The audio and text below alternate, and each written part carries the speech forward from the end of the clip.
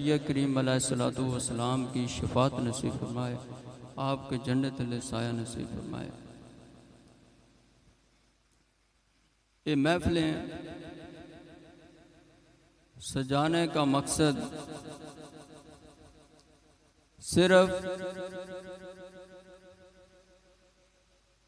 لذت حاصل کرنا نہیں، بلکہ اپنے اعمال کو درست کرنا ہے۔ تھوڑے تھوڑے قریب آ جاؤ، بندے پچھو آمدے نے پھر بار بار کہنا پوے دا۔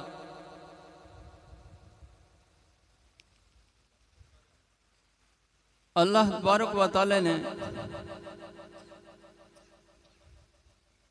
ہمارے لیے قرآن پاک کو ایک ہدایت بنا کر بھیجا ہے کہ ہم بھی اس پر عمل کریں، لیکن ہم نے قرآن پاک کو صرف اس حد تک سمجھا ہے کہ الماری میں رکھ دو۔ آج مسجدوں میں بچے پڑھنے کے لیے نہیں آتے۔ پہلے جو دور تھا مسجدیں بھری ہوتی تھی، جگہ نہیں ملتی، کھڑے ہو کے بچے پڑھتے تھے۔ آج وہی مسجدیں ہیں جن میں 4 5 10 کسی میں 15 اس سے زیادہ بچے نہیں ہیں۔ جس چیز کی ضرورت ہے وہ اس کو انسان بھول گیا ہے۔ کیا قبر میں کوئی اور چیز کام آئے گی؟ ہمارا ایک تو رویہ قرآن کی جو خدمت کرتا ہے ان کے ساتھ اس طرح کا ہو گیا ہے کہ جو دیکھتے ہیں وہ اس طرف نہیں آتے کہ ان کا جو حال ہے میں ادھر آؤں گا تو کیا بنے گا۔ تو انسان کو، مسلمان کو قرآن کے ساتھ محبت کرنی چاہیے، جو اس جہان میں بھی کامیابی ہے اور آخرت میں بھی کامیابی ہے۔ یہ دنیا گزار کے بندہ چلا جائے گا، لیکن آخرت میں قرآن ہی اس کی قبر میں بھی شفاعت کرائے گا، آخرت میں بھی اس کی شفاعت کرائے گا۔ قرآن پاک ہم بچیوں کے سر پر، جب شادی ہوتی ہے تو بچیوں کے سر پر رکھتے ہیں۔ کیا ماحول وہ قرآن پاک رکھنے والا ہے؟ کیا ہم اس پر عمل کر رہے ہیں؟ کیا پردہ قرآن کے مطابق ہم نے کیا ہوا ہے جس کو سر پر رکھ رہے ہیں؟ اسی لیے قرآن پاک یہ ہدایت کر رہا ہے کہ تم اس طرح کر کے تم قرآن پاک سر پہ رکھو۔ برکت تو ایسے آئے گی جب اس پر عمل ہوگا، ویسے سر پر رکھ لیں تو برکت آ جائے گی۔ برکت تو اس سے ہوگی جب ہم اس پر عمل کریں گے۔ قرآن پاک اللہ تبارک و تعالی نے ہمیں ہدایت کے لیے دیا ہے،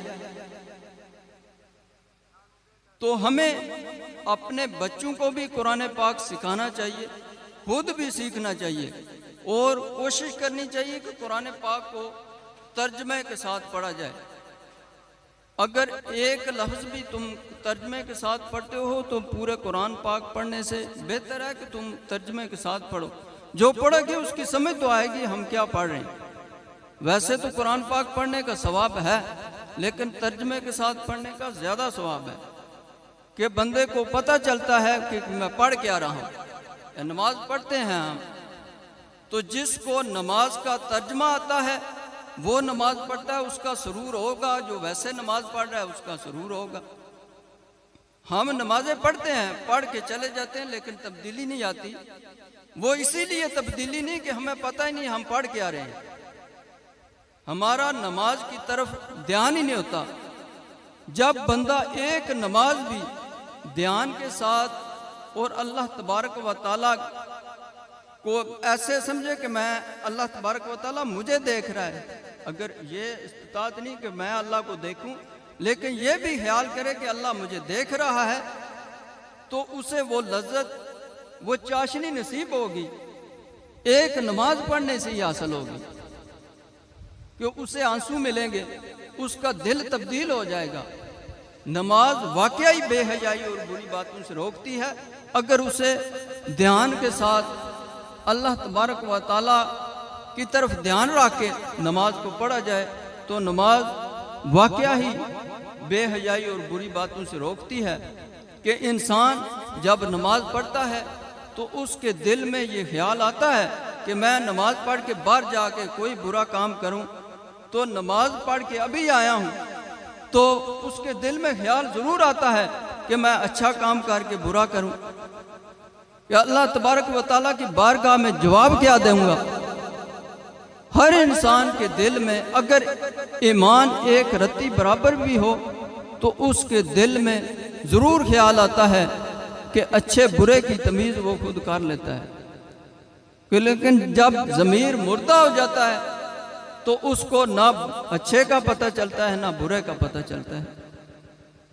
جب بندہ ایک گناہ کرتا ہے تو اللہ تبارک و تعالیٰ اس کے دل پر ایک سیاہ داغ لگا دیتے ہیں، تو جب دوبارہ کرتا ہے تو وہ ایک نقطہ اور لگ جاتا ہے، حتیٰ کہ اس کا دل کالا سیاہ ہو جاتا ہے۔ تو جب دل کالا سیاہ ہو جاتا ہے تو اس کو نہ اچھے کی تمیز رہتی ہے نہ برے کی۔ جب دل ہی اس کا ایمان کی حلاوت سے محروم ہو گیا تو اسے اس کی چاشنی کیا نصیب ہونی ہے۔ اگر دل میں نور ایمان ہو تو پھر انسان اگر کسی کے ساتھ زیادتی بھی کرتا ہے تو وہ سوچ کر کرتا ہے کہ کل میں نے اس کا حساب بھی دینا ہے۔ حضور نبی کریم علیہ الصلاۃ والسلام کی حدیث مبارکہ ہے، آپ نے صحابہ اکرام سے پوچھا کہ مفلس کون ہے؟ تو صحابہ اکرام نے عرض کی یا رسول اللہ صلی اللہ علیہ وسلم کہ جس کے پاس مال و دولت نہیں وہ مفلس ہے۔ تو آپ نے فرمایا کہ وہ شخص مفلس نہیں، کہ قیامت کا دن ہوگا ایک بندہ ایسا اللہ تبارک و تعالیٰ کی بارگاہ میں لایا جائے گا کہ جس کے پاس پہاڑوں کے برابر نیکیاں ہوں گی، یعنی نیکیاں اس نے کافی کی ہوں گی، تو اس نے ساتھ زیادتیاں بھی کی ہوں گی۔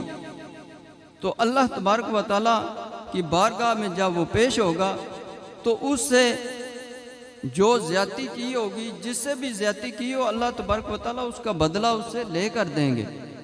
تو وہ بندے آ جائیں گے کہ یا الہی اس نے ہمارے ساتھ فلاں زیادتی کی ہے، بے جا ہمیں تکلیف دی ہے، تو اللہ تبارک و تعالیٰ اسے کہیں گے کہ جو نمازیں پڑھتا رہا ہے اس کی نیکیاں اسے دے دو۔ ایک بندہ اور آ جائے گا، اسے جو نیک مال صدقہ خیرات کیا اس کی نیکیاں دی جائیں گی۔ اسی طرح بندے آتے جائیں گے، نیکیاں اس کی ختم ہو جائیں گی، لیکن جو دوسرے لینے کے لیے آئیں گے ان کے گناہ باقی ہوں گے، وہ گناہ اس کے پلڑے میں ڈالے جائیں گے۔ تو جس آدمی نیکیاں لے کر آیا تھا گناہ اس کے پلڑے میں پڑ جائیں تو کیا وہ بخشا جائے گا؟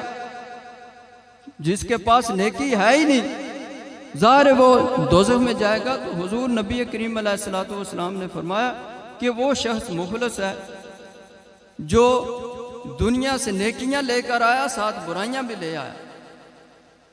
یہ نہیں نیکی کرنا عبادت ہے، نیکی کے ساتھ دوسروں کے ساتھ حسن سلوک کرنا یہ سب سے بڑی عبادت ہے۔ اللہ تبارک و تعالیٰ اپنے حقوق معاف فرما دیتا ہے، لیکن جو بندوں کے حقوق ہیں وہ بندہ خود ہی معاف کرے گا تو معاف ہوں گے،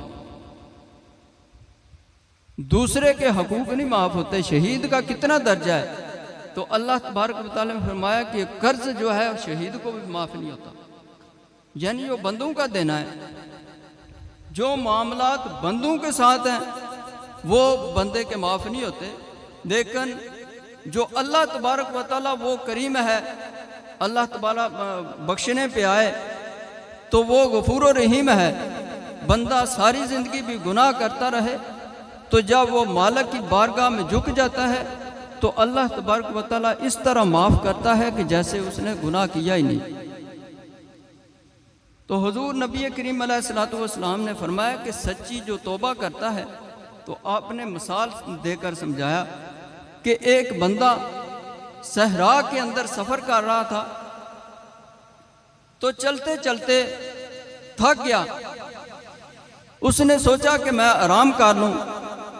آرام کرنے کے لیے اس نے سواری کو باندھا اور ایک درخت کے سائے میں لیٹ گیا۔ کچھ وقت گزرا، اس کی آنکھ کھلی تو دیکھا کہ سواری پاس نہیں، جو کھانے کا سامان تھا وہ بھی سواری پر لادا تھا، تو سواری غائب ہو گئی۔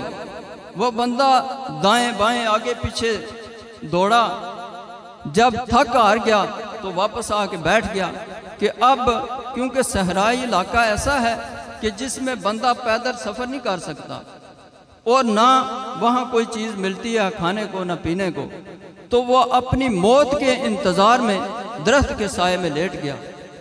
جب لیٹا تو کچھ وقت گزرا تو اس کی آنکھ کھلی، دیکھا کہ سواری پاس کھڑی ہے۔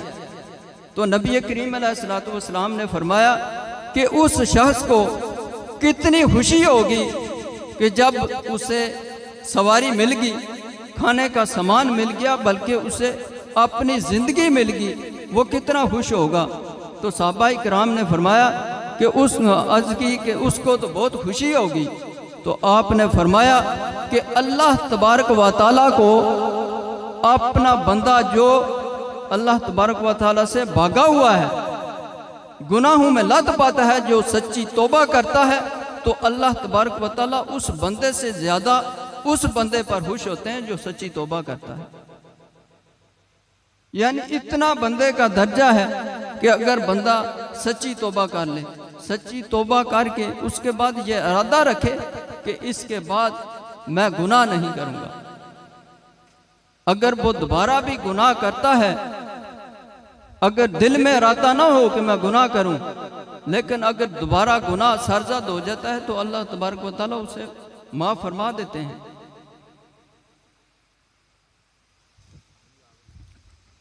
ہمارے مہمان بھی تشریف لے آئے ہیں۔